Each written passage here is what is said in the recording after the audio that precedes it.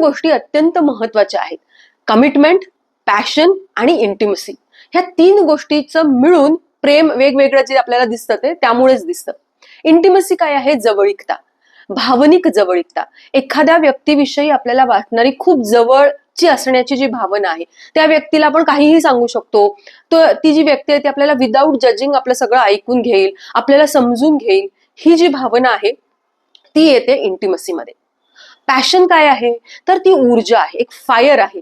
Passion मध्ये आपल्याला इच्छा आहेत, आपल्याला काहीतरी करायची इच्छा आहे, आपल्यामध्ये खूप सारी ऊर्जा आहे. हे सगळं जे येतं ते पॅशन मध्ये येतं.